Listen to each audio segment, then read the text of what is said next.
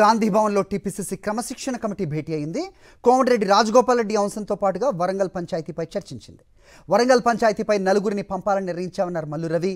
తన పని fire engine చేసే పని అని, తాను మంటలు పెట్టడానికి కాదు చల్లార్చే పనిలో ఉన్నానన్నారు మల్లు రవి. నువ్వు డిసిప్లినరీ కమిటీ చైర్మన్ కాబట్టి అది చేయాలా ఇది చేయాలంటే, నా పని ఫైర్ ఇంజిన్ పని. ఎక్కడైనా ఏదైనా అగ్ని ప్రమాదం జరిగితే వెంటనే అక్కడికి పోయి దాన్ని ఆర్పేసి అక్కడ ఉన్నటువంటి ఆస్తి నష్టం ప్రాణ నష్టం జరగకుండా చూసి ఏ రకంగా ఈ అగ్నిమాపక దళం చేస్తుందో ఆ కార్యక్రమం చేయటం, ఇవన్నిటినీ సరిచేస్తూ కాంగ్రెస్ పార్టీలో అందరూ కలిసి పనిచేయాలి.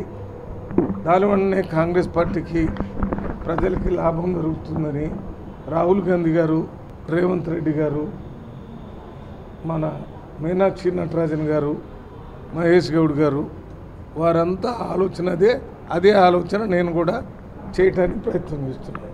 నేను ఎంత చెప్పినా మళ్ళీ అదే రకంగా చేస్తే వేటు తప్పదు. పిసిసి ప్రెసిడెంట్ గారు నిన్న సాయంత్రం నాతో మాట్లాడారు. రాష్ట్రంలో ఈ మధ్యకాలంలో రాజగోపాల్ రెడ్డి గారు ఇస్తున్న స్టేట్మెంట్స్ విషయం నాతో చర్చించారు, నా దృష్టికి తీసుకొని వచ్చారు.